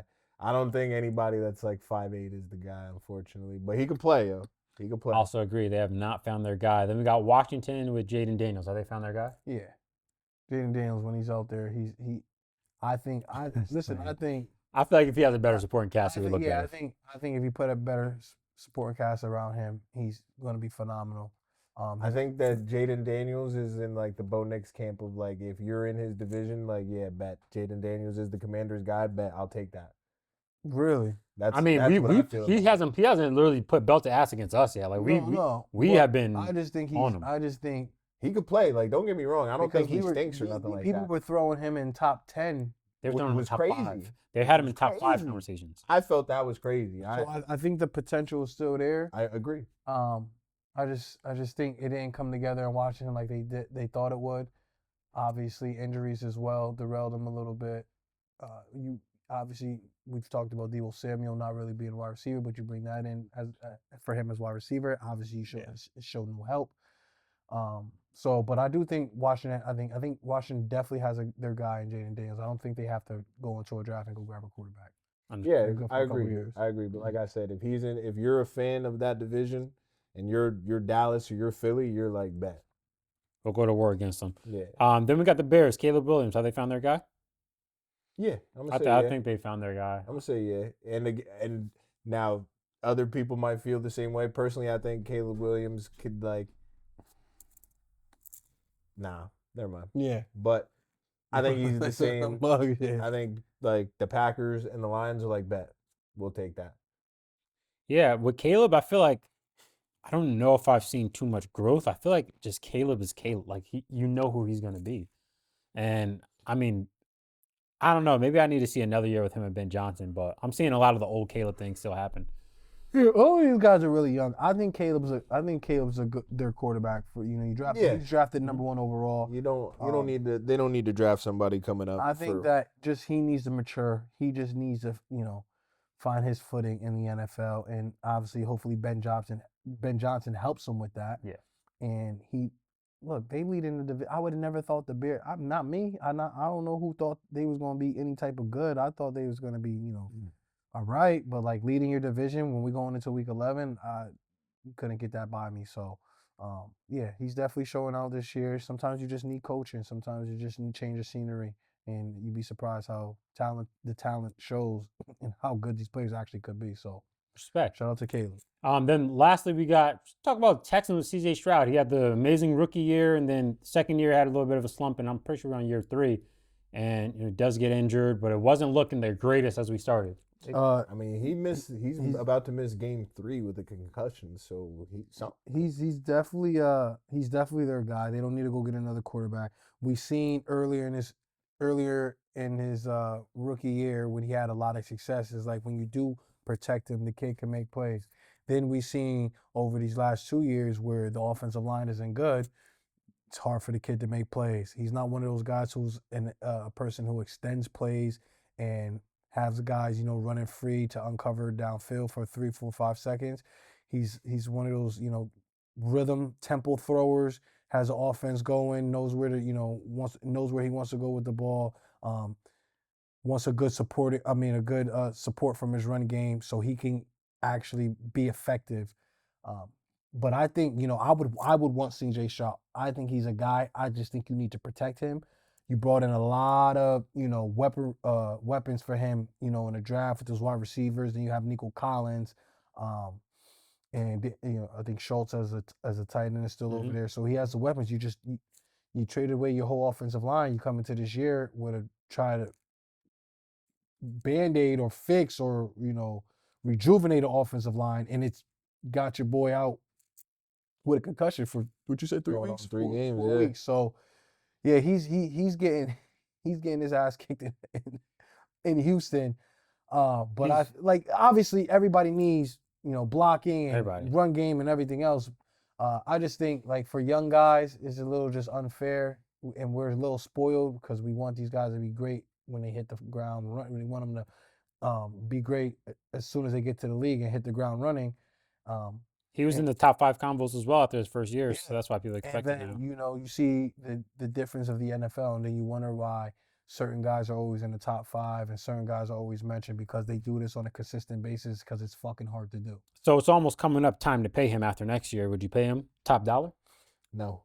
That's the question. If he's their guy, they got to. I would pay him. Why wouldn't you? You don't quarterback. Where you getting? You see the play a quarterback. Listen, if you want, I would take him. If he wants market, nah. Like I'm not. I haven't seen enough. For instance, C.J. Stroud. Swap these 2 players.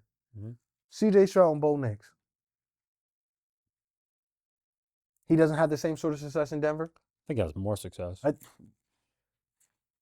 It's just that simple.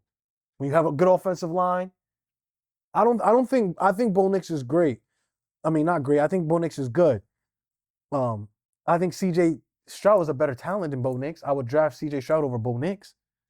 I agree. I would pay C.J. Stroud over Bo Nix. I agree, but I'm saying though.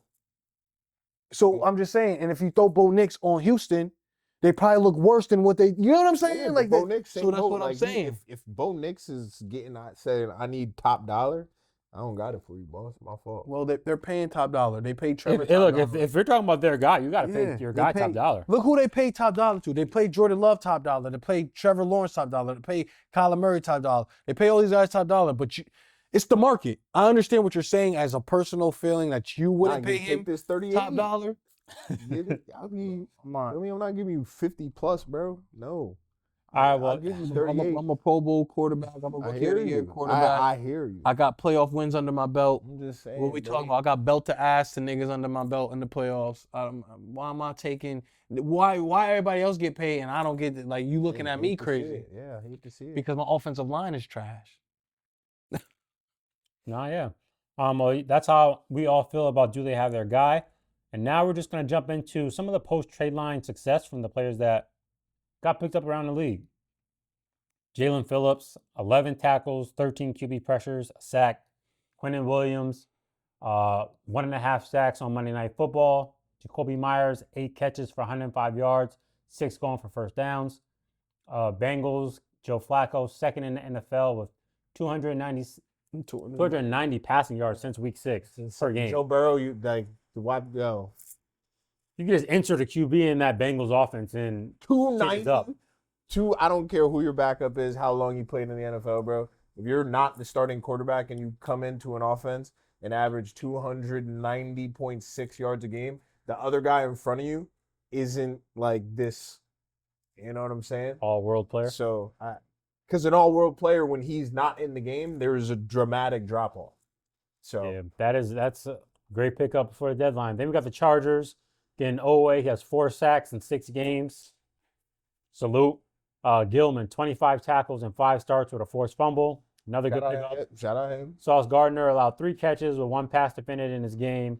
And then Tank Bisbee averaging 9.2 yards per rush over the last 4 games for the Eagles. That's what you just want to see from, obviously, you never know. You try to pinpoint what you're getting from a trade.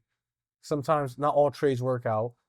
And when you can get these type of trades at the deadline and then have these type of impacts from the players that you traded, I'm sure all these organizations are happy about everything that they got in return, So I don't think this has got to be one of the first years I've seen it actually like happen like this, where a lot of guys have found success with their new teams, their new homes right away. Right away. This is, You could also add Kyle Duggar with a pick 6 up there. Oh, yeah, for right. the Steelers. So Ducker as well. So it's just, it's good to see in the league. So hopefully this means that organizations will engage in trading. Yeah, do business at with each the other. deadline more frequently. We've been spoiled to a degree where there's been a lot of like deadline and early trades going on in the NFL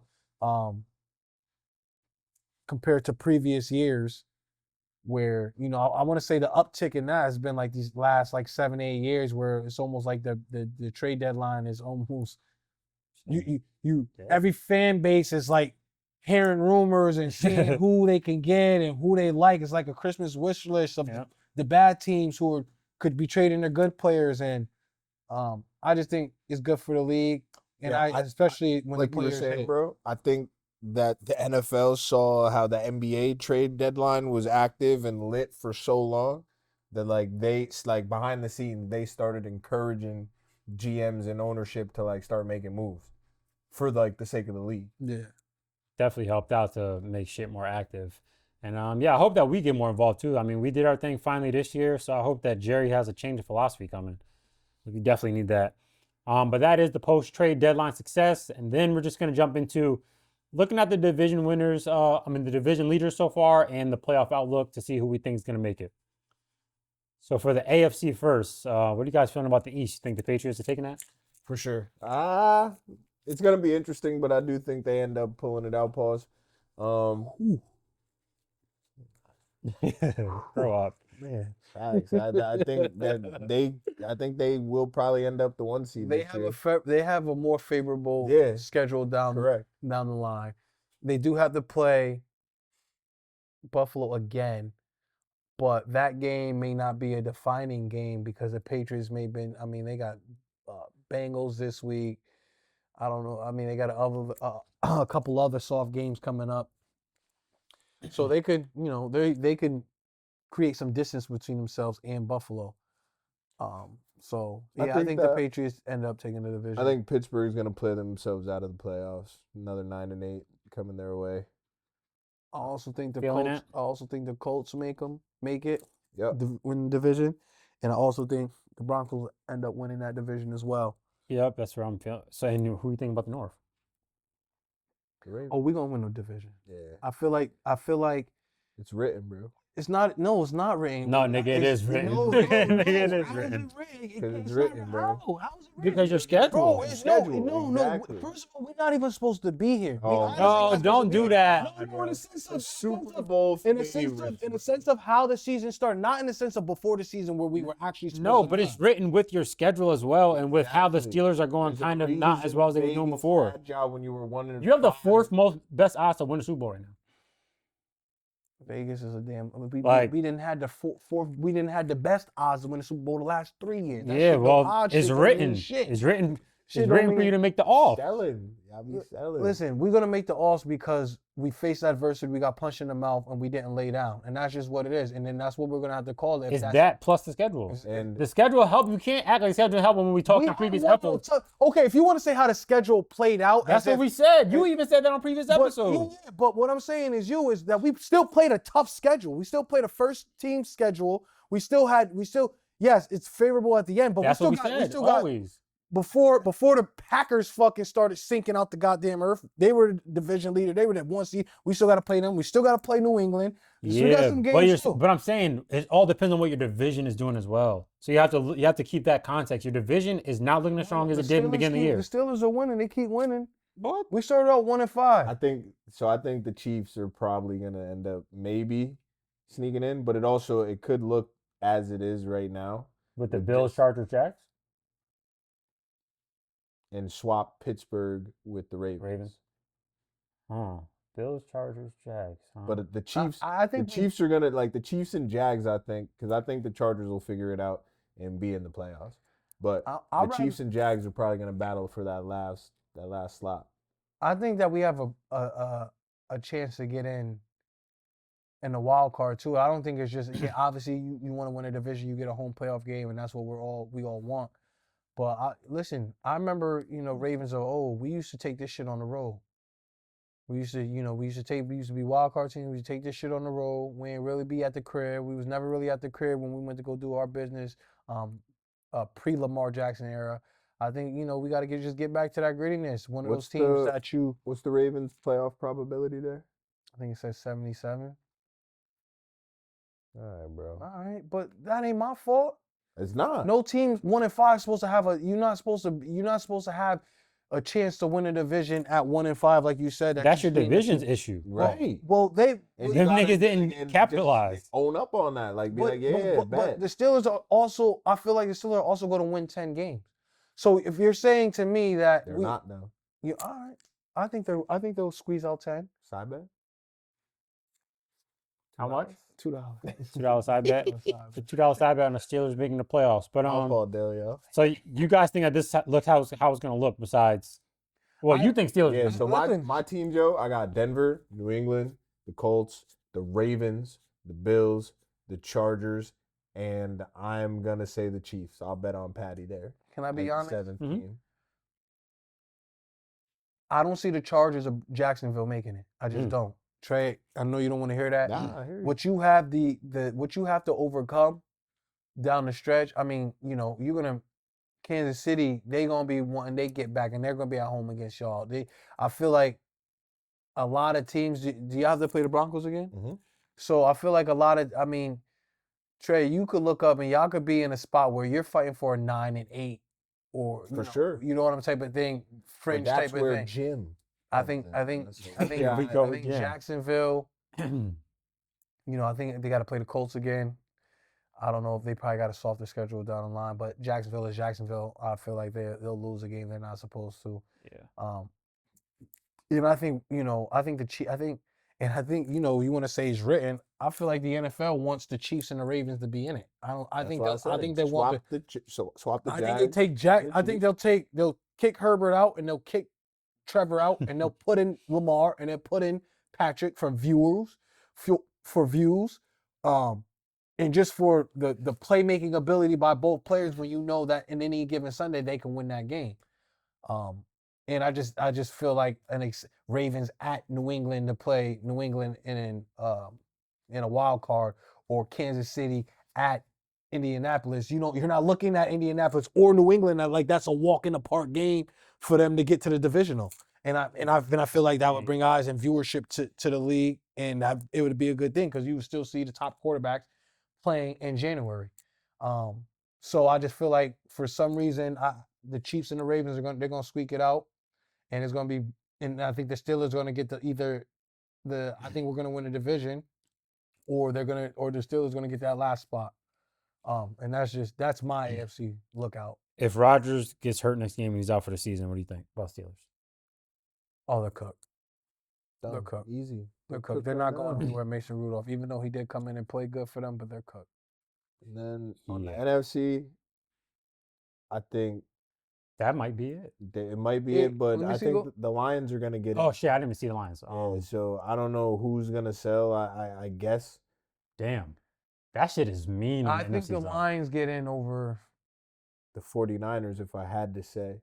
You know, this is one of these instances where you can win 10 games, 11 games, and might not get in. Yeah. I can see that happening. You know, the NFC is pretty good this year, and they got It really is. their bro. record is really good. But for the most part, I see most of those teams in that same position. I'm not too confident on the Bears. The Bears are the only things I can switch out. I feel like anybody can come steal the division, you know, top spot from them. Yeah. Detroit's still alive. Packers still And alive. that tie that Green Bay has probably will play in down the stretch. Yeah, so Yeah. for the most part, this looks good. I think the Eagles are going to get the 1 seed. Yeah, so my teams, I'll say Philly, the Rams, swap the Bears with the Packers. So you got Packers winning the division. Yep, the Bucks, the Seahawks, the 49ers, and the Lions will be my last team. And Maul, yours was? I got Philly, Rams, Buccaneers, Seattle, Packers, Lions. Wait, who'd you have winning the North? I either got the Packers or the Lions winning the North, but I got them both making the playoffs. Yeah, that's my same exact thing right there. And I think 49ers are just the odd man out.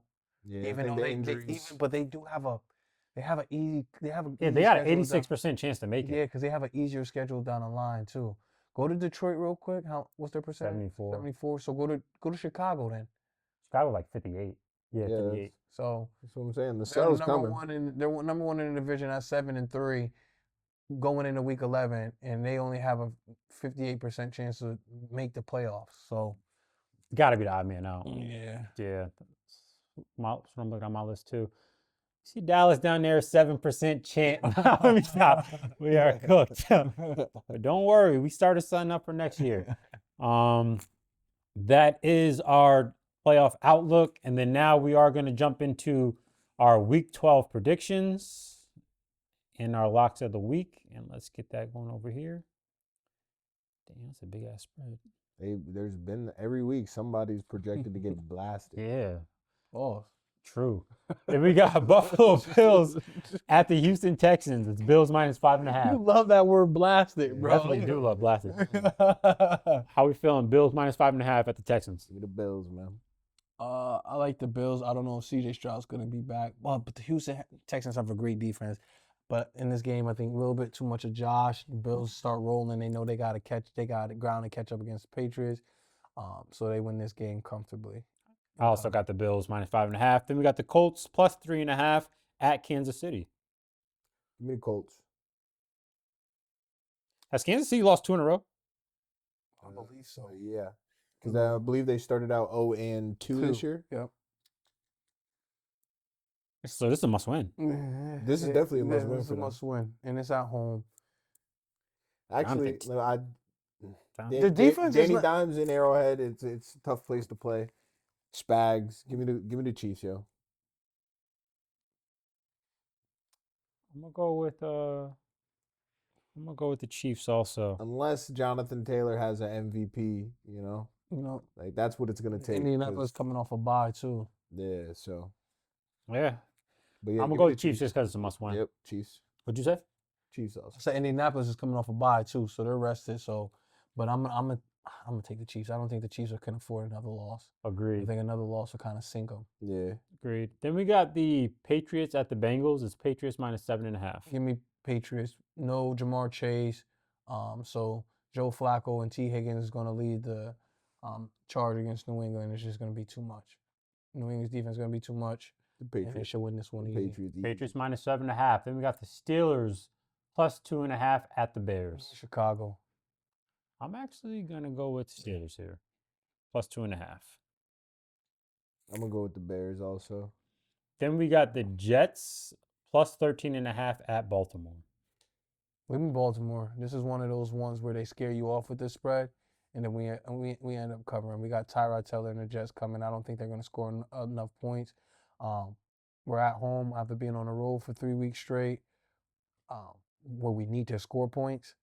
And I think Lamar Jackson has a bounce back game, and we Derrick Henry does what he does, and we handle business at home.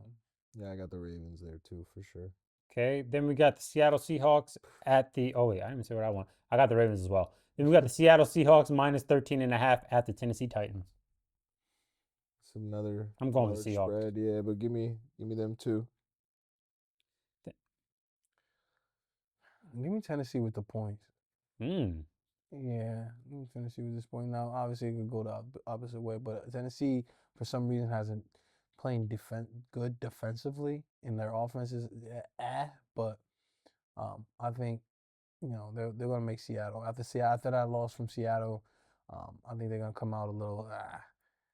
They'll probably get the dub, but I think Tennessee keeps it close. Maybe a 17-20 type of game. Understood. Or 17 like 27. Got you. Then we got the Giants at the Lions. Is Lions minus 10.5. Give me Detroit. Must be another at home. Jameis game. Detroit at home in the dome. Must win golf, almost for them feel too. comfortable. They got to get the dub, or their playoff chances is Dwindling. yeah. a little bit, It's funny. It's funny. Yeah, I got the Lions minus 10.5. When the Detroit is at home, they are a different team. Trey, who'd you say? Detroit. Then we got the Vikings at the Packers. It's Packers minus 6.5. Give me Vikings with the points. I want the Vikings with the points. Give me the Packers. Packers yo. ain't covering. They don't never fucking cover no shit, bro. I got You the would think so, I got the right? Packers minus 6.5. Thanks, though. Then we got the Cleveland Browns at the Raiders. It's Raiders minus 3.5. In Cleveland, Let me take Shador's starting game. Mhm. That defense travels. Las Vegas identity offensively is just horrible. It's just abysmal to watch. So I think Cleveland comes in, gets out a gritty one. I don't think it's gonna be a high scoring game at all. But give me Cleveland plus 3.5. Understood. I also got Cleveland plus 3.5. I think Myles Garrett is going to make it a long day for Geno Smith. Then we got the Jacksonville Jaguars at the Cardinals. It's Jags minus 2.5. Give me the Cards here. Because this is what I mean. Don't buy no stock in Jacksonville. That was a fluke-ass win last week. See, this is the type of game that Jacksonville loses that I needed to lose. I'm gonna take the Cards too. Yeah, Cardinals plus 2.5. Then we got the Falcons at the Saints. Falcons plus 1.5. So Saints minus 1.5. Give me Saints. Who's the quarterback? Kirk Cousins. Kirk Cousins. Yeah. I'm gonna go with the Falcons plus 1.5, even though I don't want to see that. Yeah, I don't want to say it either, but I'm gonna say it and give me the Falcons. What the fuck? How's this? Like that. Yeah, yeah, I don't know, bro. So what you thinking? The Saints. Give me the Saints. Saints. On some How's weird- this spread? So I don't just division, I guess. We got the Eagles at the Cowboys. Eagles minus 3.5. Give me Dallas to cover, yo. Wow, I think it's bugging. I'm taking Dallas. Wow. I'm taking Dallas to cover. That's one of those games. It's just a cover. Division I last don't know time. if It was a you'll win it. 3-point game last time. Dallas plus 3.5. Yeah, with that defense last time. So, and it's a division game. Then we got the Bucks at the Rams. It is Rams minus 6.5. Give me Rams with the minus 6.5. Tampa Bay's beat up. Yeah, same here. Rammies. Then we got the Panthers at the 49ers. It's 49ers minus 7. On Monday night. Yep. Give me San Fran. Kyle shows up on Monday nights. Yeah, and Purdy back. They were looking pretty good. I'm going to go with the. Give me Bryce Young and them, man. All right, Trey's going with the Panthers. But now we're going to jump into our lock of the week. Last week didn't go so great for all of us. Last week, Trey had the Pats minus 12.5 over the Jets. He hit. He now moves on to 6-1. Last week, Maul had the Bills minus 5.5 over the Bucks. Maul hit. He now moves on to 2-5. And then I had Baltimore minus 8.5 over the Browns. Did not hit. I move on to 5-2. Trey, I think you're going to kick us off this week because you haven't gone first in a while. So it's on you. My lock of the week this week, I might run it back. What's that Patriots line again? Where are they? No, where they at? No, it's the other way. Right there. Give me the New England Patriots back-to-back weeks. Lock it in. Let's get this bread, yo. Hey, Patriots, Maul, what are you thinking?